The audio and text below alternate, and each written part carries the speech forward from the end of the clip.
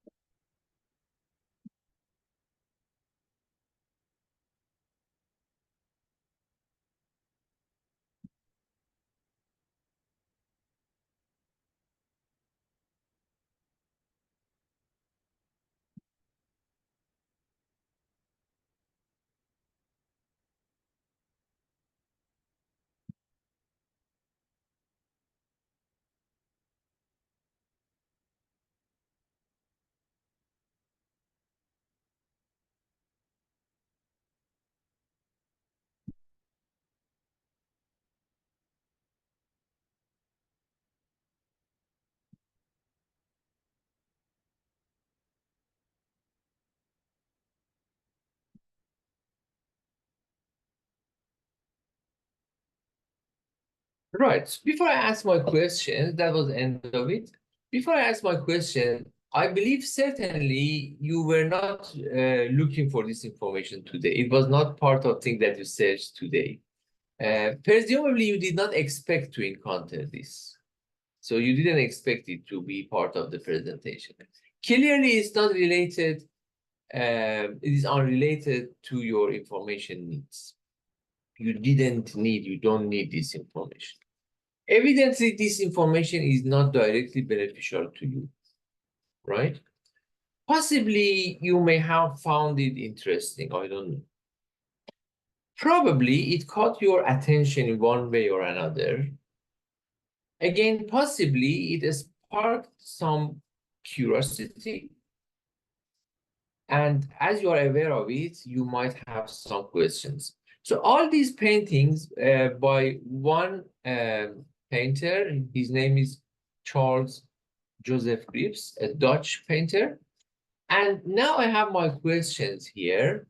So describe, if you like, describe your first impression of the paintings in one word in the chat box.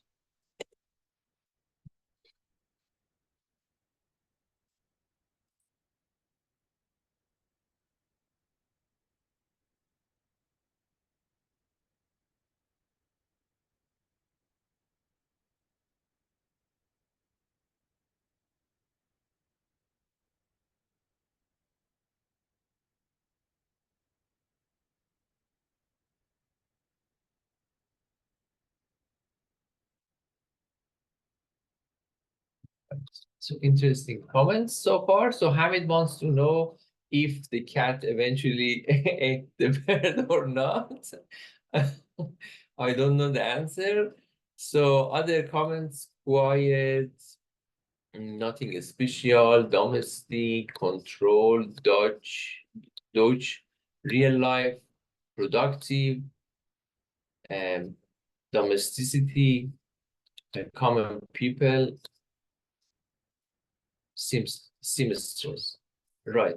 So thank you for your comments.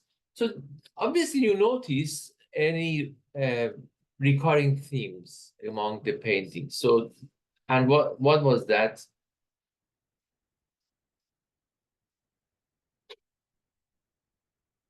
So you mentioned cat, obviously, yeah. Painting a still lives, painter of a still lives, yeah. Tile floors, yeah, cat, woman. In all these and mirror, in all these uh, paintings, in all 10 of them, there was a cat. In 8 of them, there was a woman doing some uh, works at home, and all in kitchen. So you paid attention to these details. So for in terms of the information science perspective, this information for you here, there are more questions. I'm not talking about it right now. I'll come back to it later. This is the kind of infotainment. It's a combination of information and entertainment, because there are some factual information which is not for basically practical purposes, but it's for pleasure, it's for relaxing time, it's for leisure time. And scholars in this area provided definition of infotainment, like Zillman said, any activity designed to delight, or entertainment is dealing with pleasure seeking and escapist pastime by watching action movies or reading books. So, of course, because we don't know what is information and we don't know what is entertainment, they are very open concepts. There is no specific final definition of infotainment. There are some features, there are some common features. For example, here, 5 features, which means psychological relaxation or restful or refreshing, or maybe something that stimulates change or offer an interesting thing or amusement or giving rise to joy or associated qualities like pleasant. Reijo Savolainen published a fantastic paper. If you are interested in this topic, I recommend you read that paper published in JDoc 2 years ago. And he said that infotainment is a multifaceted construct that defies any attempts of final definition. This is not surprising, given that its element, that is information and entertainment, are semantically open concepts subject to diverse and sometimes even conflicting characteristics. So regarding this introduction that I presented, we know by now that I'm trying to reflect on a very dynamic concept, which is an open concept, and information as information is very difficult to define. And then when you add the leisurely concept to it, it makes it even more difficult. However, I have some results of my reflections that I share with you here. I believe that when you try to define leisurely information and move beyond utility and futility and provide something a little bit more comprehensive, there are four areas that we need to consider. I call it 4 C's: context, content, connection, and channel. So let's have a closer look at any of them. The first one, there are some contexts designed for leisure, and information about these contexts or the information which is happening in this context are primarily leisurely. But for people who use the context for the purpose of the context, not for people who work there. So from the beginning, I know the contradictory things, I know the blurred area, but in general, there are contexts that are designed for leisure and the information related to them is leisurely, like nature and outdoors, cultural and intellectual centers like glam sector, relaxation and wellness, entertainment and amusement, family and educational locations like zoos, aquariums, food and fun, restaurant, cafe, and information is everywhere. So information related to this context are mainly leisurely. So that's the first thing we have to have a little bit clarity about what we are talking about. Then we have leisurely content. There are some contents that again designed for leisure primarily. There are obviously practical benefits of them. There are obviously serious things about them, but primarily for leisure, like media and entertainment industry, TV shows, movies, music. Interactive and engaging platforms like video games, puzzles. It can be, again, informative and educational, like travel guides or nature documentaries, or for humor and lifestyle, like stand-up comedy. The other day, we were watching, Leila and me, Melbourne Comedy Festival, and that was fascinating. So it was a very good example of leisurely information. And then we have leisurely channels, again, primarily for leisure, like digital and online channels like Netflix, Apple TV.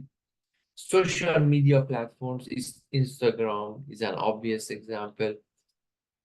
I know that some people work in Instagram, but for the users in general.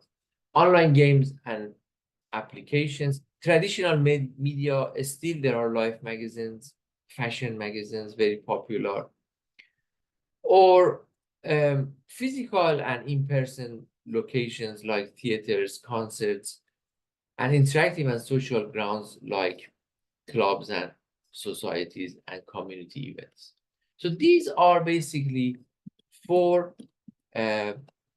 elements. There are two comments here, right, about the photo paintings. So what I'm trying to do in a paper that I'm writing at the moment based on this reflection, I'm hoping to conceptualize the meaning of leisurely information in these four pillars. So, and then I believe that the fourth one, which is the connection, is the main area of my conceptualization. Because at the end of the day, I believe, regardless of the context and content and channel, what makes an information item leisurely is the experience that we have of that information item.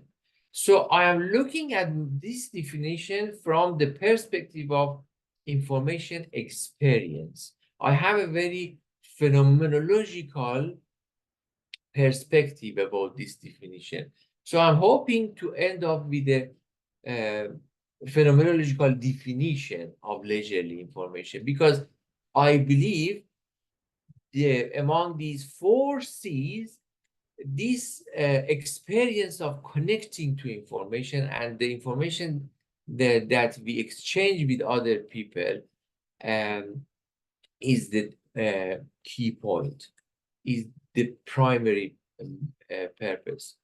And I believe that there are a number of concepts here that play meaningful role. Trust is the first one. When you have this communication in a leisurely environment, you need to have trust with people. You need empathy to pay attention to others' emotions, thoughts, and experience. It should be mutual, and at the end, it should bring belongingness, a sense of acceptance and belongingness. That's why leisurely information is unique. And at each information experience, it can manifest. So, and these are the references, and I'm happy to answer the questions and comments. Good. Thank you so much, Yazdan. That's really interesting. I've got some questions. Has anybody else got any questions or something you'd like to add or say? I have something too, Jane. Go, Annie. So I don't know if you're exhaustive content, but the sex industry is huge, and it wasn't on your list. And it's a part of the casual leisure from the perspective of serious leisure perspective. Yeah, it is part of the leisure, of course. Yeah. And the other question I had is, is there a distinction between leisure information and leisurely information? Because leisurely is like the quality of the thing itself, like the information itself is leisurely, whereas leisure information is more like what the purpose of the information or what the information's about. So Yeah, obviously there's a reason behind it that I am not aware of, not coming from this field. So I just wondered what it was. Yeah, that's a very good question. Basically, what I mean is leisurely information. That's why I highlighted the experience of information in a leisurely way. Because when we say leisure information, it's information about leisure, right? But when you are experiencing leisurely information, this leisurely context and experience makes it different from other kinds of information. So that's why it's phenomenological. Yeah, good explanation. That's clear. Thanks. Thank you. Hamid. Yes. So your last slide, Yazdan, you had a few key concepts. Yes. Those, all of them, one of them was the sharing, reciprocity. You said, so those need to happen, or just one of them needs to be there, like as elements that you check? Because sometimes I think, so it can be leisurely for me, but I might not share it. So does it make sense? Or you're Yes. Yeah. thinking about the serious leisure context and it needs to happen, like sharing needs to be part of it. Yes. Again, very good point. You know, leisure has a very social aspect, right? Even when we are doing the activity, when we are engaging in the activity alone, so they call it, for example, solo hobbies, but there is always a social aspect in that. And then by sharing, you are entering to a new level, basically. So it becomes something that, because if you have a leisure activity without sharing it, or without being part of a community, without being part of a bigger group, it's, of course, it's leisure, but it's inevitable. For example, when you have a hobby, you want it or not, when you call yourself a hobbyist, you are part of that group anyway, right? So there is a social element embedded in the context. So how you can be a collector? So for example, I always give the example of bonsai growing that I have done recently. Bonsai growers always, not always, most of the time, they engage with their hobby alone at home. But they are members of clubs, they are members of digital forums, they learn the skills from others. So the social aspect is embedded. But that's a very good point. Thanks. Thanks, Yazdan. Ola, I think you had something you'd like to say. Yeah, exactly. The forces. That was actually where I was going to. What I wanted to say was I was really intrigued when you focused a lot on leisurely information, because it's something I've been working on for a couple of years, trying to make hard information softer. I use the word soft rather than leisure, but we're saying the same thing.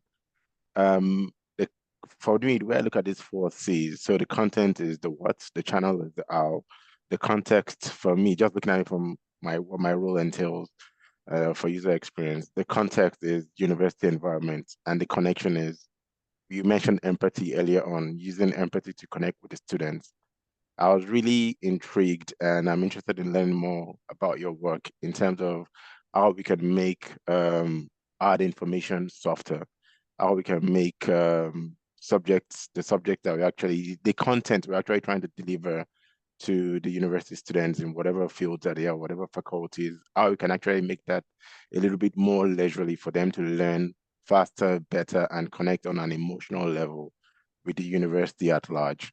So it's not exactly a question, it's just it's a notification that I'm going to be contacting you to try and learn more from your work, to find a way to integrate that into what I'm trying to achieve, to make sure that the university gains more prominence in terms of adopting this kind of way of actually teaching leisurely information. I think it's worked in user experience, and I believe it's going to work in the education sector as well. So I'm really, really impressed, really intrigued today. Just want to say thank you for this session.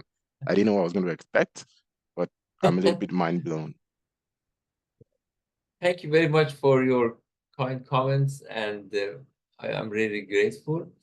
You know, I had a TED talk about my research, and I said over there, and I repeat it here again because it's very important. I summarize everything that I learned about leisure into one single word. It's belongingness.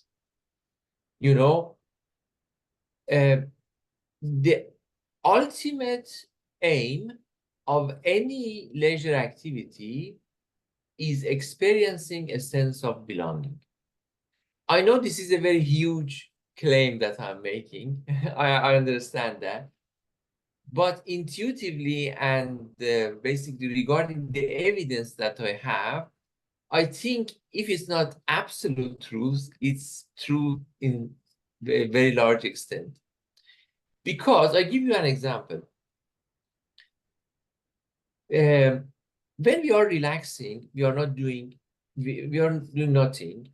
When we are doing a casual leisure, sitting and enjoying just the joy of being, this is the highest level of belongingness, because you belong to what's happening. You have nothing to do. You are not separate from what is happening right in that moment, in that place. So in the maximum level of leisurely position, because we have casual leisure, we have serious leisure. In casual leisure, we do the activity or engage in an activity for pure pleasure, for relaxation, just to be, just to enjoy ourselves. We say, I'm sitting here, I'm enjoying myself, the joy of being. So that's the one side of it. So you belong to what's happening.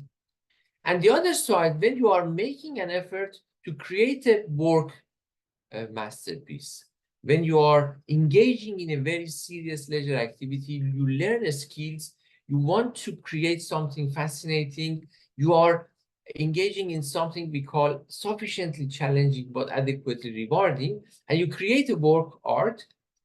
But what do you want to do with that work? You want to present it to a bigger group. Then it's just showing, manifesting your belongingness to that group.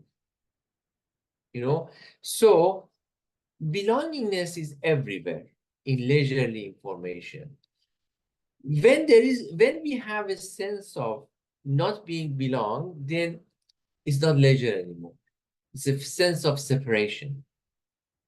So it's so embedded into the context, so it's difficult to realize its existence. But the shadow of belongingness is everywhere. Why? Because belongingness is part of the reality. Feeling separate is an illusion. Belongingness is the nature of the interconnectedness of the reality. We do belong, whether we believe it or not, in every level of our existence. The simple way, I'll give you just one more example, and then I'll stop. The air that I'm breathing right now, the same molecules have been on the other side of the planet 1 year ago, and it has been on Earth for millions of years. The same molecules I'm breathing. The water that I'm drinking from this mug right now has been on planet forever. So belongingness is everything, right? So your work as an artist is a manifestation of belongingness. When you achieve it, you feel you achieved what you wanted. When there is something stopping you to achieve that, then you feel you are not in the direction that you want to. Yeah, so sorry, it was a very long answer to your question, but that's what I think about it. It's not so controversial, but it's very, very true. And I think that's one of the reasons why we as humans can easily identify outsiders to an environment as an example. So you use artists, the writers, librarians, academics, doctors. Yes, most of those careers I've just mentioned are actually doing casual leisure without knowing it. So their professions, their jobs, but almost everyone in those line of work has Yeah, passion for it, which means they're actually at rest at work, even though they're at work. And I can identify that with my own life as an example also. So I've seen that. So when we see an outsider, there's always an alarm bell first. Then that person needs to prove that they actually have what it takes and have the same passion before they're accepted. So just that's another angle entirely. but I've learned a lot from your small presentation today, and even the answers you've given, that it's quite deep and wide. Thank you very much. Thank you. Thanks, Ola. Anybody else have something they'd like to say? Well, I get to ask my question then. That's Yes, great. please. So I love what you were saying firstly there about belongingness. And I think in my mind, libraries are like catalysts for belongingness or belonging, because they enable, they provide a space and a place and resources that bring people together to enable them to practice their hobbies, but also to experience other forms of belonging. So I love that connection. But the question that I had was, I think you said early on that leisure was in some way related to delight. I think that word was one of the definitions that you had. Yes. Pardon me. So that made me think, can it be leisure if we are, say, watching a TV show or looking at something on social media that is not delightful? So we're sitting down watching a horror movie. What does that say about humans? Do we find that delightful, watching nasty things? Or is that not leisure? How does that fit in with your model? Yes. Yeah, that's again very good question. You know, there are multiple concepts playing role in this context, and there are differences between them. I'll give you an example. There is a difference between joy and pleasure. Joy always comes from inside. Pleasure comes from outside. So, for example, when you help someone, you feel joyful. Joy is coming from inside, right? Or when you are sitting and doing nothing, the joy is coming, the joy of being. This is the highest level of joy, the joy of being. So, but pleasure, for example, pleasure eventually end up to pain. For example, when we eat lovely food, delicious food, there is always a maximum to eat. You know, when you are hungry, you eat the food, you have the pleasure out of it. But if you eat too much, then it will be painful. So I'm coming back to your question. Watching a movie, which can be a horror movie, it's pleasurable because it enables us to stop what we are doing in our daily life, and it gives us a window to something we call it pleasurable distraction. So by disconnecting of what you are doing in daily life and can be challenging or boring or exhausting, that space is joyful. That space is pleasurable, is delightful. But the content here can be horror movie, right? And then it will inevitably affect on your feeling afterwards. So what I'm trying to say that in reality, our life is happening in several contexts at the same time, and all of these contextual elements playing role. When we are talking about one of them, it's always difficult to distinguish between what is the role of other concepts. So your example was a very good example. The question is, how on earth watching a horror movie can be delightful? It is delightful in some extent because it gives you escape. Yeah, I can see that, the element of distraction, which makes me think of when I'm working with people reading in prisons, they're reading for distraction. So then I started looking at your model there and thinking that the role of context would have a big influence on the content. Because I know people in prison like to read fantasy fiction because it's so far removed from their context. So the relationship there between content and context is quite marked in that environment. So yeah, great model. Thanks, Yazdan. Thank you. And there was a message in the chat there that Crystal will also be hitting you up for some work because she's interested in the relationship between what you're doing and what she's doing, looking at reading for pleasure.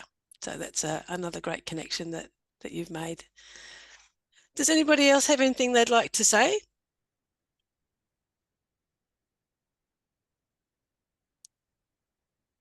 There is a comment here about running. for marathon, leisure but not delightful. Yeah. So running is again another good example because it's challenging but rewarding. So when we are talking about an activity, a leisurely activity, we are talking about I recently wrote a paper, it's accepted with some minor not minor, major revision actually. So it's about I'm suggesting a new term, passionate pastime. And then over there I argued that whatever we do for our leisure, there is always pre-engagement, during engagement, and post-engagement. So they are playing their role.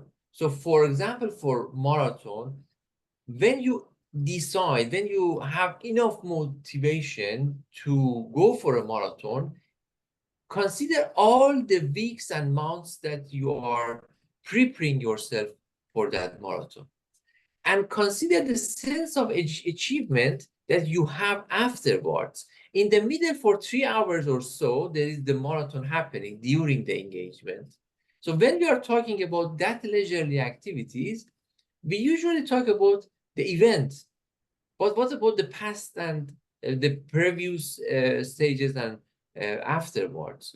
So that's why talking about leisure activities is very complicated, because what we say and what we see is mainly focused on the own activity while it's happening.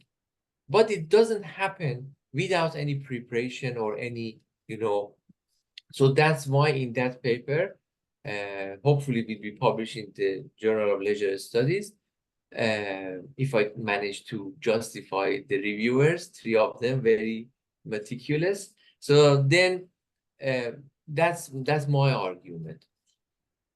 Because I know the difficulty of what I'm doing and the complexity behind that, when we can define information, how can I define leisurely information? This is a daunting task.